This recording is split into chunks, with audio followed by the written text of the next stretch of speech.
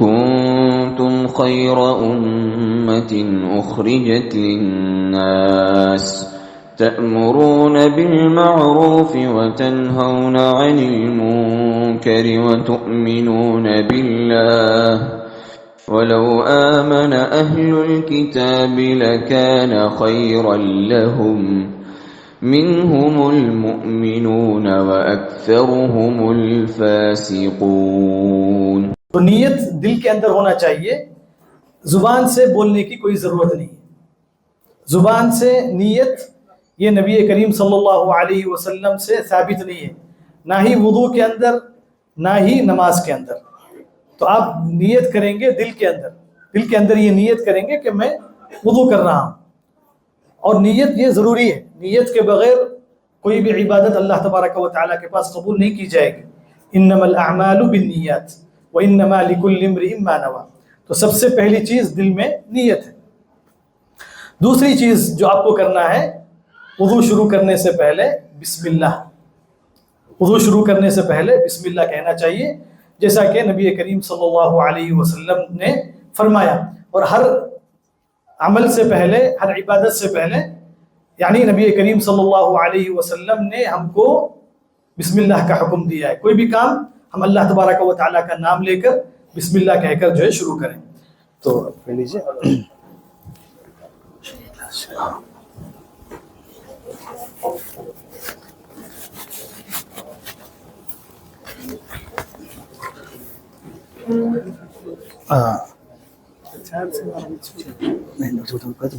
بسم اللہ.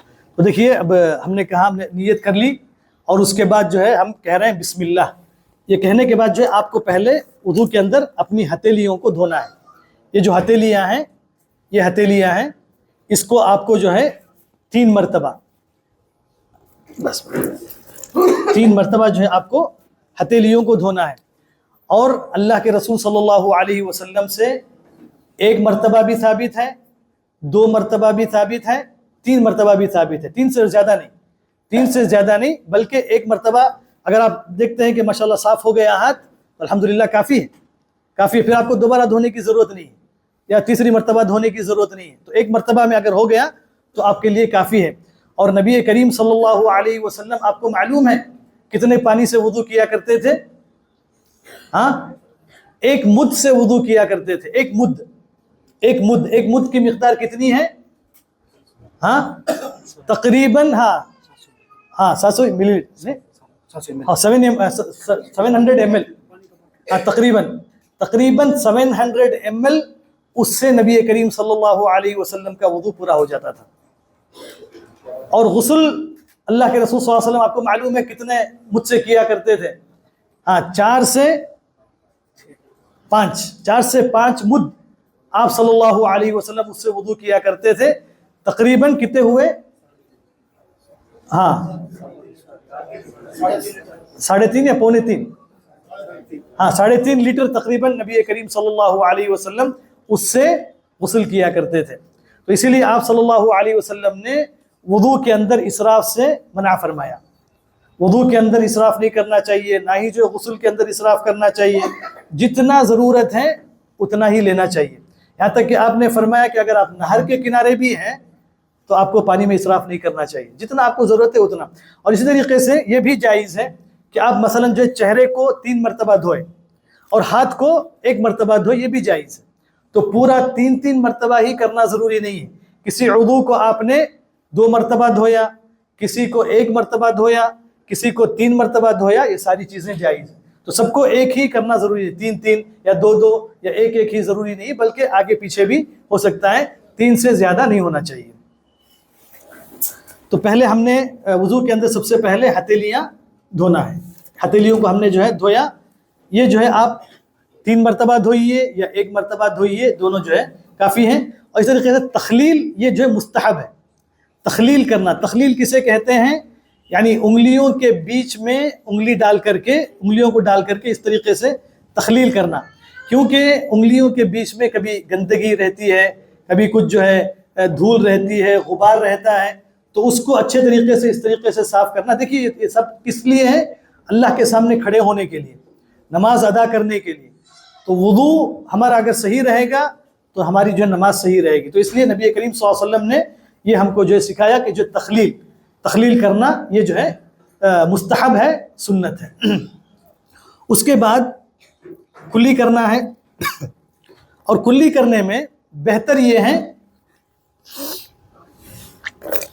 کہ ہم ایک ہی چلو پانی سے منہ کے لیے بھی اور ناک کے لیے بھی، یہ نبی کریم صلی اللہ علیہ وسلم سے صحیح حدیث میں ثابت ہے، اور یہی افضل ہے کہ ہم ایک ہی پانی سے منہ میں آدھا اور ناک میں آدھا، منہ کے لیے آدھا پانی، کلی کے لیے آدھا پانی، اور جو ہے ناک کے لیے آدھا پانی. تو یہ زیادہ افضل ہے، یہی نبی کریم صلی اللہ علیہ وسلم سے صحیح احادیث میں ثابت ہے. تو ہم نے پانی لیا،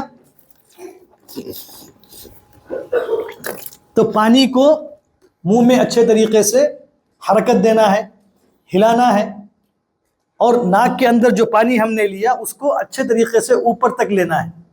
ناک کو اس طریقے سے تھوڑا جو ہے ناک کو جو ہے کھینچ کر کے پانی جو یہاں تک لیں، اتنا زور سے نہیں کہ جو ہے کچھ نقصان ہو جائے، نہیں، بلکہ جتنا اوپر تک آپ لے سکتے ہیں ناک کے یہاں تک، وہاں تک کہ جو ناک کو جو پانی لیں. تو یہ کس کو کہتے ہیں؟ مضمضہ، منہ میں پانی لینا، اور ناک میں پانی لینے کو کہتے ہیں استنشاق. تو یہ ایک ہی چلو سے لینا یہ جو زیادہ افضل ہے، اور دونوں کو الگ لینا یہ بھی جائز ہے، مگر افضل یہ ہے کہ آپ ایک ہی منہ کے لیے بھی ناک کے لیے بھی لیں. پھر اس کے بعد لینے کے بعد کیا کرنا ہے؟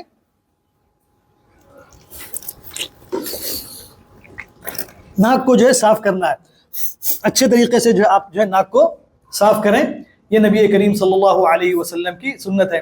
اور ہم نے کہا کہ چہرے کے اندر جو اللہ تبارک و تعالیٰ نے کہا منہ اور ناک یہ دونوں جو ہے داخل ہیں، تو کلی کرنا اور ناک میں پانی لینا، ناک صاف کرنا، یہ بھی جو ہے واجبات میں سے ہیں، جیسا کہ علماء کرام نے جو ہے ذکر کیا ہے. اس کے بعد اس سے پہلے، وضو کرنے سے پہلے ایک چیز جو بتانا تھا وہ یہ کہ جو مسواک کرنا یہ جو ہے مستحب ہے. اس سے نماز کا اجر بہت زیادہ ہوتا ہے، نماز کا اجر جو ہے زیادہ ہوتا ہے. اس لیے مسواک کی عادت ڈالنا چاہیے، مسواک کی کوشش کرنا چاہیے وضو کرنے سے پہلے. اسی طریقے سے نماز میں کھڑے ہونے سے پہلے مسواک کرنا یہ بہت ہی مستحب ہے. اب ہم نے منہ اور جو ہے ناک دھو لیا، پھر اس کے بعد ہم کو جو ہے چہرہ جو ہے دھونا ہے.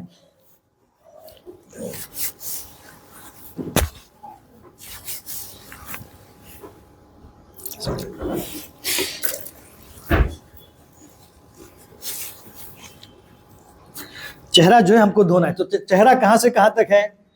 چہرے کی ابتدا جو ہے یہاں سے، بال جہاں سے اگتے ہیں وہاں سے لے کر یہ ذقن تک، یہ جو نیچے کا حصہ ہے یہ سر ہے، یہ جو ہے چہرہ ہے. اور اسی طریقے سے کان کا شروع یہاں سے لے کر یہاں تک، یہ چوڑائی میں اور یہ جو ہے لمبائی میں، تو یہ چہرہ ہے. تو یہ پورا جو ہے آپ کو دھونا چاہیے، یہ پورا جو ہے دھونا چاہیے. ہم جب دھوتے ہیں تو کبھی کبھی کیا ہوتا ہے، یہ حصہ خاص کر کان سے جو لگا ہوا حصہ ہے یہاں جو پانی نہیں لگتا ہے. اس طریقے سے جو پانی یہاں جو آنکھیں ہیں اس کے اندر جو پانی نہیں جاتا ہے، یا جو اوپر جو پانی نہیں رہتا ہے، تو اس کا بالکل جو ہے خیال کرنا چاہیے.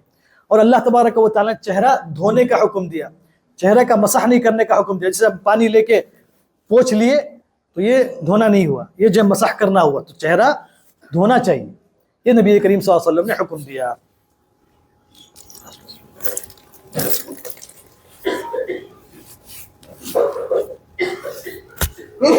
اگر جو ہے جن کی داڑھی ہے، جن کی داڑھی گھنی ہے، جن کی داڑھی بڑھی ہے، تو ان کو کیا کرنا چاہیے؟ پانی سے تخلیل کرنا چاہیے، پانی سے تخلیل کرنا چاہیے.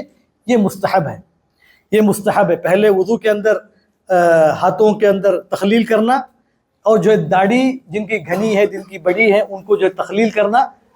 تخلیل یہ ہے کہ انگلی ڈال کر کے اچھے طریقے سے اندر پانی پہنچانا، یہ جو ہے تخلیل ہے، تاکہ جو اچھے طریقے سے پوری جو ہے پانی پہنچ جائے. تو داڑھی کو دھونا یہ ضروری نہیں ہے، داڑھی کو جو ہے پورا دھونا ضروری نہیں، بلکہ آپ تخلیل کر لیں گے یہ کافی ہے، اور یہ مستحب ہے. پھر اس کے بعد چہرہ دھونے کے بعد آپ کو ہاتھ جو ہے دھونا ہے. تو دیکھیے ہاتھ کی ابتدا جو ہے یہاں سے ہے، یہ شروع سے، یہ انگلی کی شروع سے یہ کوہنی کے ختم تک. تو یہ پورا جو ہے ہاتھ ہے. تو اور نبی کریم صلی اللہ علیہ وسلم کی سنت یہ ہے کہ پہلے آپ دایاں دھوتے ہیں, رائٹ, پھر اس کے بعد جو ہے لیفٹ, رائٹ پھر اس کے بعد لیفٹ, ہاتھ بھی اور جو ہے پیر بھی. تو ہاتھوں کو جیسے بعض لوگ کیا کرتے ہیں اس میں وضو کے اندر دھوتے ہیں, یہاں سے سمجھتے ہیں, یہاں سے جو ہے دھوتے ہیں اور سمجھتے ہیں کہ شروع میں جب ہم ہتھیلیاں جو ہے دھو لیے تو ختم ہو گیا. نہیں, بلکہ یہاں سے آپ کو دھونا چاہیے دوبارہ. جب ہاتھ دھوئیں گے تو اس کی جو ہے یہ ہے یہاں سے لے کر یہاں تک ہے. تو یہ پورا جو ہے آپ کو دھونا چاہیے پورے طریقے سے, تاکہ کوئی بھی جو ہے سوکھا حصہ کہیں بھی جو ہے باقی نہ رہے. تو یہ جو ہے دایاں ہاتھ ہو گیا. پھر اس کے بعد جو ہے بایاں ہاتھ,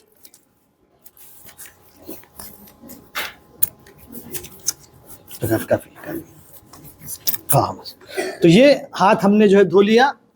پھر اس کے بعد نئے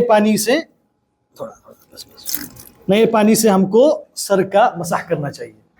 سر کا مسح, اور سر کا مسح جو ہے صحیح یہی ہے کہ پورے سر کا مسح کرنا چاہیے, تھوڑے سر کا اس طریقے سے نہیں, بلکہ پورے سر کا. کیسے؟ اس طریقے سے ہاتھوں کو جمع کر کے شروع سے یہاں سے لے کر پورا لاسٹ تک لے کے جا کے, پھر لاسٹ سے لے کر سامنے تک, سامنے سے لے کے جا کے پیچھے تک. اور ایک مرتبہ مسح جو ہے, ایک مرتبہ مسح جو ہے 2 یا 3 مرتبہ نہیں, بلکہ ایک ہی مرتبہ جو ہے پورے سر کا مسح کرنا چاہیے. اور اگر کسی کے بال جو ہے بہت زیادہ لمبے ہیں یا جو ہے بال جو ہے وہ اچھی طریقے سے جوڑے ہوئے ہیں تو کوئی مسئلہ نہیں ہے, ایک طرف بھی جو مسح کر سکتے ہیں. مثلا جو ایسا 2 انہوں نے کیے ہیں تو ایک طرف ایسا مسح کر لیے, ایک طرف ایسا کر لیے, ایسا پیچھے کر لیے تو بھی جو ہے کافی ہے. تو مطلب اوپر سے ایسا لے کے جا کے آپ کو ان کو یعنی پھر واپس لے کے آنا ہے. تو یہ نبی کریم صلی اللہ علیہ وسلم کا مسح ہے. اور پھر اس کے بعد کان کا بھی جو مسح کرنا ہے, کان کا بھی مسح کرنا ہے. اور کان کے مسح کے لیے الگ سے پانی لینے کی ضرورت نہیں. تو جو مسح آپ کے سر کا جو آپ نے کیا وہ پانی باقی ہے, اسی سے آپ جو ہے کانوں کا بھی مسح کریں گے. تو کانوں کا مسح کیا ہے, اندر بھی مسح ہوگا اور کان کے اوپر کا بھی جو مسح ہوگا. تو کان کے اوپر کا مسح جو یہ جو انگلیاں ہے شہادت کی جو انگلیاں, اس سے آپ کان کے اندر داخل کریں گے. کان کے اندر داخل کر کے کان کا جو اندر والا حصہ ہے, کان کے اندر والا حصہ, تو اس کو اندر مسح کریں گے. اور یہ جو انگوٹھے ہیں اس سے کان کے اوپر میں مسح کیا جائے گا, کان کے اوپر کا جو مسح کیا جائے گا. تو یہ کان کا مسح بھی جو ہے یہ نبی کریم صلی اللہ علیہ وسلم نے ہم کو سکھایا ہے. تو یہ ان انگلیوں سے کان کے اندر کا اور جو انگوٹھوں سے کان کے اوپر کا. تو یہ سر اور کان کا جو ہے مسح ہو گیا. اب اس کے بعد جو ہے آپ کو دھونا ہے, پیر دھونا ہے. اب اس کے بعد بعض لوگ مسح کرنے کے بعد کچھ یہ کرتے ہیں, آنکھوں کو جو ہے لگاتے ہیں, یا اسی طریقے سے گردن کا جو ہے مسح کرتے ہیں. تو گردن کا مسح یہ نبی کریم صلی اللہ علیہ وسلم سے ثابت نہیں, گردن کا مسح نہیں, کانوں کا مسح ہے بس. اس کے بعد گردن کا مسح یہ صحیح حدیث میں نبی کریم صلی اللہ علیہ وسلم سے ثابت نہیں ہے. اور پھر اسی طریقے سے بعض لوگ ہر عضو کو دھونے کے بعد ایک دعا پڑھتے ہیں. چہرے کو دھوئے ایک دعا, اور جو ہاتھوں کو دھوئے ایک دعا, یا جو پیروں کو دھوئے ایک دعا. یہ دعا نبی کریم صلی اللہ علیہ وسلم سے ثابت نہیں. تو اس کے بیچ میں جو کوئی دعا نہیں ہے, بلکہ آخر میں دعا ہے. پورا وضو مکمل کرنے کے بعد آخر میں دعا ہے. انشاءاللہ وہ جو ہے ہم آپ کو بتائیں گے. تو بیچ میں کوئی جو ہے دعا نہیں ہے.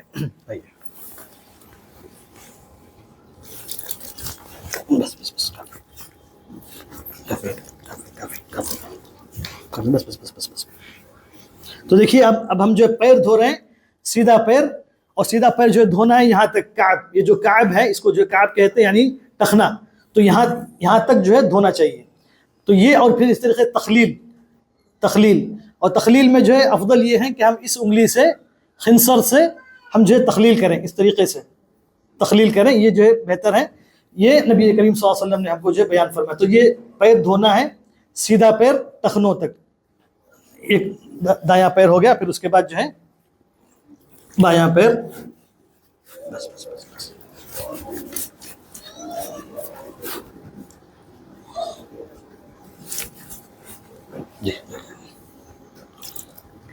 تو الحمدللہ یہ ہمارا وضو مکمل ہوا. اگر ہم اچھے طریقے سے سوچ کر یا یہ کرنا چاہیں تو پانی کا بہت حد تک ہم جو ہے اسراف سے جو بچ سکتے ہیں. ہاں یہ دیکھ سکتے ہیں ہمارے ندیم بھائی زیادہ ہی ڈال دیے، مگر اس سے بھی کم ہو سکتا تھا. تو بہرحال ہر ایک کو جو ہے کوشش کرنا چاہیے. ہاں نہیں وہ کوئی بات نہیں، اگر مکمل دھل گیا تو کافی ہے، کافی ہے. تو اس میں نہیں وہ ویسا ضروری نہیں. تو پورا پانی اگر پہنچ گیا تو اس میں بھی کھولنے میں بھی نل میں کیا ہے ہمیں ذرا احتیاط سے کھولنا چاہیے. تو مکمل کھول کر کے جب ہم دھوتے رہتے ہیں تو پانی جاتا رہتا ہے، تو اس کی طرف جو توجہ دینا چاہیے، اس کا خیال جو ہے کرنا چاہیے. پانی بہرحال ویسٹ نہ ہو، اگرچہ کہ پانی بہت اللہ تعالیٰ نے دیا ہے مگر پھر بھی جو ہے ویسٹ جو ہے نہیں کرنا چاہیے. تو یہ الحمدللہ وضو مکمل ہوا. اور وضو کے بعد کی دعا کیا ہے جو نبی کریم صلی اللہ علیہ وسلم نے ہم کو سکھایا؟ اشہد ان لا الہ الا اللہ وحدہ لا شریک لہ واشہد ان محمدا عبدہ ورسولہ اللہم اجعلنی من التوابین وجعلنی من المتطہرین. یہ جو ہے دعا آپ صلی اللہ علیہ وسلم نے ہم کو سکھائی ہے. اور ایک بھی جو ہے دعا ہے وہ کیا ہے؟ اشہد ان لا الہ الا انت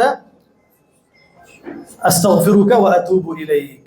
تو یہ دعا بھی جو ہے نبی کریم صلی اللہ علیہ وسلم نے ہم کو وضو کے بعد جو ہے سکھائی ہے. اور آپ نے فرمایا کہ جو وضو کرنے کے بعد یہ دعا پڑھے گا اللہ تبارک و تعالیٰ اس کے لیے جنت کے 8 دروازوں کو جو ہے کھول دے گا. جنت کے 8 دروازے اس کے لیے کھول دیے جاتے ہیں، اور جس دروازے سے وہ داخل ہونا چاہتا ہے داخل ہو سکتا ہے. تو اتنی بڑی فضیلت ہے صحیح وضو کر کے یہ دعا جو ہے پڑھنے کی، جو نبی کریم صلی اللہ علیہ وسلم نے ہم کو جو ہے بیان فرمایا. ابھی آپ لوگوں کو جو ہے الحمدللہ وضو کا طریقہ ہم نے سیکھ لیا. تیمم کا طریقہ، اللہ کے رسول صلی اللہ علیہ وسلم نے تیمم کو وضو کا بدل بنایا ہے.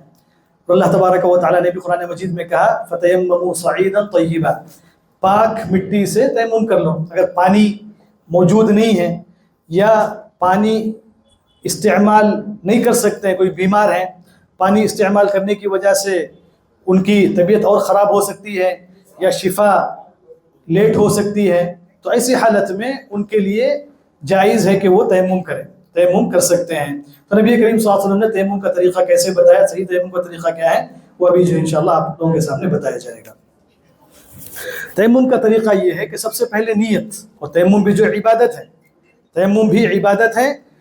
تو تیمم کے ساتھ آپ ساری نمازیں پڑھ سکتے ہیں. جیسے وضو کے ساتھ ہم ساری نمازیں پڑھ سکتے ہیں، قرآن پڑھ سکتے ہیں، سب کچھ کر سکتے ہیں، ویسے ہی تیمم کے ساتھ ساری عبادتیں کر سکتے ہیں، جیسا کہ نبی کریم صلی اللہ علیہ وسلم نے بیان فرمایا. تو تیمم کیسے کریں گے؟ سب سے پہلی چیز دل میں نیت، دل میں تیمم کی نیت. پھر اس کے بعد کیا کرنا ہے؟ دونوں ہتھیلیوں کو مٹی پر، جہاں بھی مٹی ہے پاک ہے، پاک مٹی ہے یا جو ہے غبار ہے، اس پر ہم جو ہے ماریں، اس طریقے سے ماریں دونوں ہتھیلیوں کو. اس کے بعد ہم نے اٹھایا، اس کے بعد اس طریقے سے ہم نے پھونکا. اس کے بعد پہلے چہرے پر ہم نے پھیرا، پھر اس کے بعد ہتھیلیوں پہ ہم نے پھیر لیا. بس یہی تیمم ہے. 3 دفعہ نہیں، ایک دفعہ بس. اللہ کے رسول صلی اللہ علیہ وسلم نے جو فرمایا ایک دفعہ، 3 دفعہ نہیں. صرف ہتھیلیوں کو زمین پر پاک مٹی پر مارنا ہے اور اس پر پھونکنا ہے، اور ایک مرتبہ چہرے پر مسح کرنا، پھیرنا ہے، اور جو ہے ہتھیلیوں پر، ہاتھ پر بھی نہیں، یہاں تک نہیں پھیرنا ہے، بلکہ صرف ہتھیلیوں تک جو پھیر لیے کافی. الحمدللہ تیمم ہو گیا. یہی جو ہے نبی کریم صلی اللہ علیہ وسلم کے تیمم کا صحیح طریقہ ہے جو آپ صلی اللہ علیہ وسلم نے صحابہ کرام کو بتایا. اور ایک ہی مرتبہ مارنا، یہ بھی جو 3 مرتبہ مارنے کی ضرورت نہیں، 3 مرتبہ مار کے 3 مرتبہ نہیں کرنا ہے، بلکہ ایک ہی ضرب جو ہے کافی ہے، جیسا کہ آپ صلی اللہ علیہ وسلم نے بیان فرمایا. تو یہ تیمم کا صحیح طریقہ ہے. دیوار پر مار سکتے ہیں، اگر دیوار جو ہے پہ کوئی دھول ہے، کوئی غبار ہے تو جائز ہے، مار سکتے ہیں.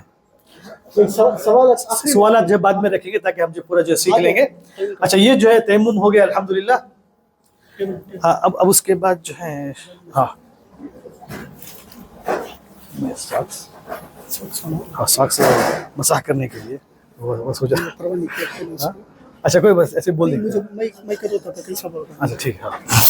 اب اس کے بعد جو ہے مسح کرنا، یہ بھی آپ لوگوں کو بتانا تھا کہ اگر ہم نے وضو کر کے ساکس پہنے، وضو کر کے ہم نے جو ہے ساکس پہنا ہے، تو ساکس پر مسح کرنا جائز ہے. چاہے وہ کپڑے کے ہوں، بیٹے بیٹے آپ بیٹے اس کو بیٹھیے، چاہے وہ کپڑے کے ہوں یا چمڑے کے ہوں، جائز ہے اس پر جو مسح کرنا۔ تو اللہ کے رسول صلی اللہ علیہ وسلم نے ہم کو رخصت دی ہے، اور صحابہ کرام جو مسح کیا کرتے تھے، اور یہ نبی کریم صلی اللہ علیہ وسلم کی احادیث سے ثابت ہے، تواتر کے ساتھ ثابت ہے، تو مسح کا انکار جو نہیں کیا جائے گا۔ اور یہ کپڑوں کے موضوع پر مسح کرنا بھی جو جائز ہے۔ آپ صلی اللہ علیہ وسلم نے مقیم کے لیے ایک دن اور مسافر کے لیے 3 دن آپ صلی اللہ علیہ وسلم نے بیان فرمایا ہے۔ تو یہ مسح کا طریقہ یہ ہے کہ سب سے پہلے آپ کو وضو کر کے موزے پہننے ہیں، ساکس آپ کو پہننا ہے وضو کر کے اگر آپ ساکس پہن لیں گے تو آپ اس کے بعد اپنے ساکس پر مسح کر سکتے ہیں۔ تو نکالنا ضروری نہیں ہے، ہر نماز کے لیے نکالنا تو اس میں مشقت ہے نا۔ تو دین آپ کو جو ہے آسان اللہ کے رسول صلی اللہ علیہ وسلم نے بنایا ہے، اللہ تعالیٰ نے دین کو آسان بنایا ہے، اور اسی لیے کیا ہے تخفیف کی ہے۔ تو بار بار نکال کے پھر بار بار پہننا یہ ضروری نہیں ہے۔ تو ہاں نیت کرنا، ہاں مسح کے اندر جو ہے سب سے پہلی چیز نیت ہے، چونکہ مسح بھی جو ہے عبادت ہے، تو مسح کے اندر جو ہے دل میں آپ کو نیت کرنا ہے۔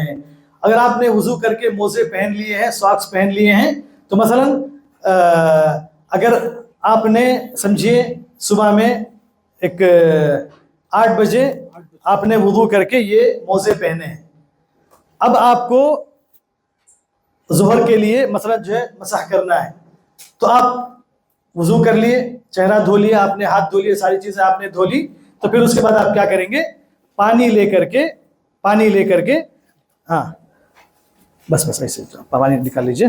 پہلے دایاں جو آپ کا پیر ہے، رائٹ جو پیر ہے، اس کے اوپر سے لے کر یہاں تک، اوپر سے لے کر ایسے جو ہے اوپر سے لے کر یہاں تک جو مسح کریں گے دائیں سے، اور بائیں کا ہاں دائیں سے بھی ٹھیک ہے، مگر بائیں سے بھی جو ہے کیا کر سکتے ہیں آپ، جیسے آپ نے رائٹ کو مسح کیا ویسے ہی لیفٹ پیر کو بھی آپ جو مسح کر لیں گے، بس کافی ہے۔